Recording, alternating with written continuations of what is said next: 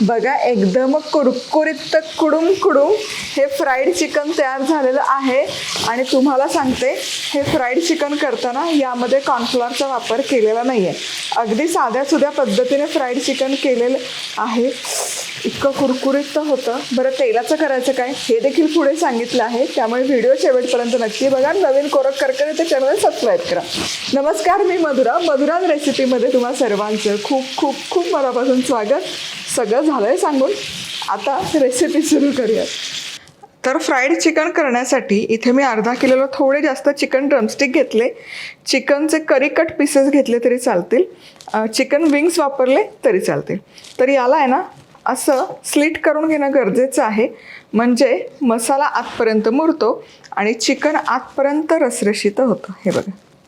बरं, ही सुरी आपलीच आहे आणि चॉपिंग बोर्ड आपलाच आहे. madhurasrecipeclub.com वरून खरेदी करू शकता.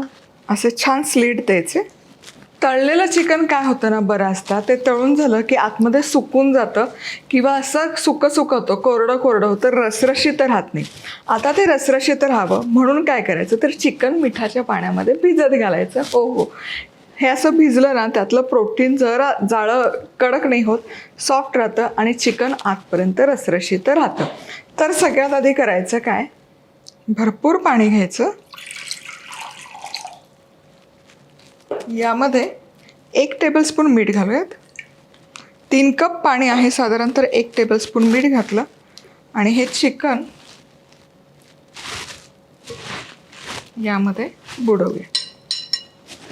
आता यावर झाकण ठेवायचं आणि हे मुरण्याकरता किमान 3 ते 4 तास फ्रीजमध्ये ठेवायचं.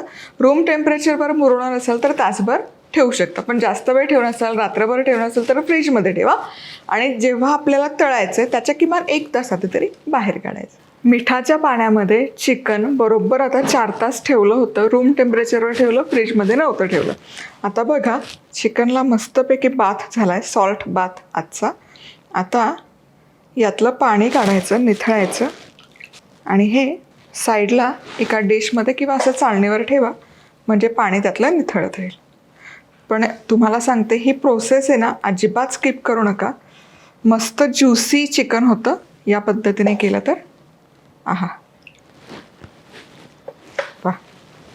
चला, आता हे फ्राईड चिकन करायचं आहे, तर इथे 2 अंडी मी फोडून घेतली आहेत एका बाउलमध्ये. चिकन आपण जास्त प्रमाणात घेतलं आहे म्हणून 2 अंडी हवी. लाल तिखट, मिरपूड, आलं लसूण पेस्ट, चवीपुरतं मीठ. मॅरिनेट आहे ना, फार व्हेरिएशन करू शकतो या फ्राईड चिकनमध्ये. मस्त चवदार होतं या पद्धतीने मॅरिनेट केलं तर.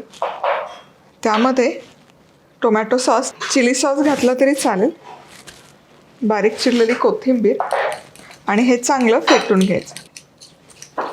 परफेक्ट. चला, मॅरिनेट तयार आहे. काय बहारदार रंग आला आहे बघा, अगदी पुरून येतं हे. आता यामध्ये मॅरिनेटमध्ये हे चिकन पण घालायचं आणि छान असं याला कोट करून घ्यायचं. याची चव इतकी छान लागते ना मॅरिनेटची. वा, बहारदार. चिकन मॅरिनेट करून तयार आहे. आता एका डिशमध्ये 1 कप इथे मी घेतला मैदा. यामध्ये देखील घालूयात लाल तिखट, मिरपूड, म्हणजे आपलं जे वरचं आवरण असतं तेही चवदार लागतं, चवीपुरतं मीठ.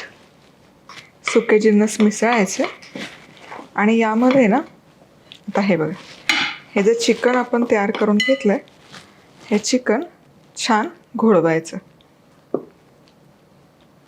आपण आहे ना डबल कोट करणार आहोत. डबल कोट म्हणजे काय तुम्हाला सांगते.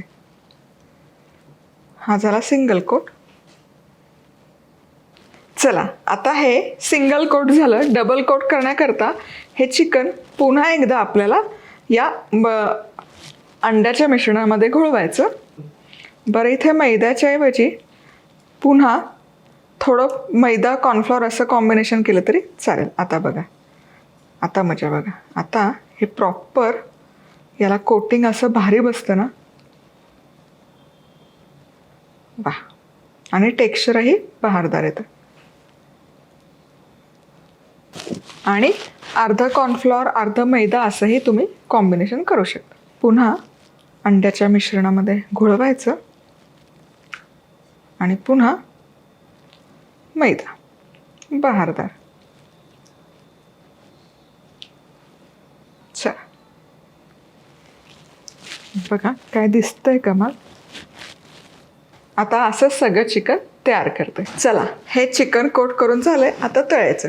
तळताना चिकन फ्राईड चिकन मग चिकन नगेट करा, चिकन पॉपकॉर्न करा, काय मोठ्या आचेवर तळा, मंद आचेवर तळायचं नाही. आता हे बघा हे चिकन कडकडीत गरम तेलामध्ये सोडायचं. तेल बघा छान कडकडीत गरम झालंय.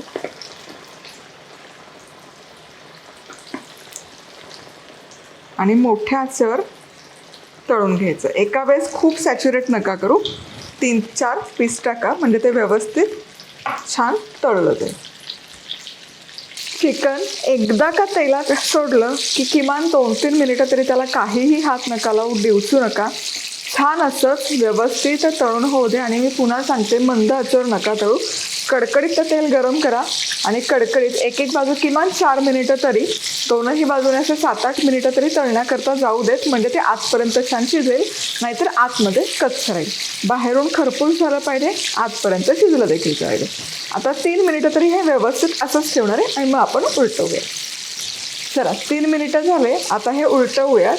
हा काय दिसतंय बघा. कमाल टेक्स्चर, रंग बहारदार आलाय. वा परफेक्ट. आता दुसरी बाजू पण किमान 3-4 मिनिटं तळून घ्यायची.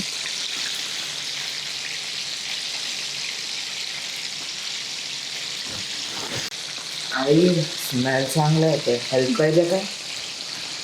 नको नाही, तळायचं आहे ना. तू एक काम करशील का, सॅलड कट करतो का याच्यावर? तुला कांदा आवडतो ना खायला? काय जपून करा, सुरी बोटावर नको यायला.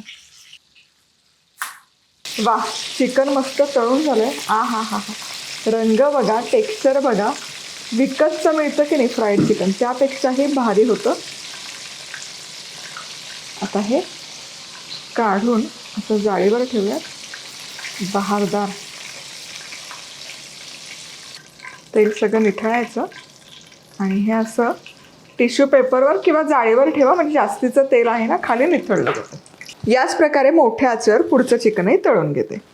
खूप गर्दी नका करू चिकन तळत असताना.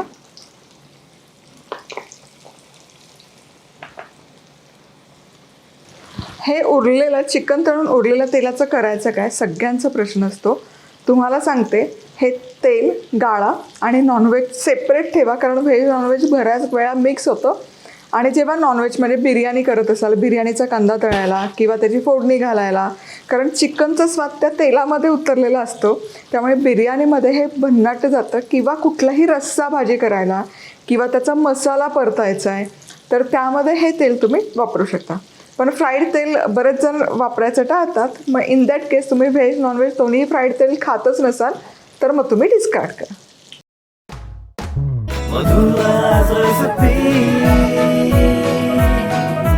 मधुराज रेसिपी, महाराष्ट्राची अस्सल चव.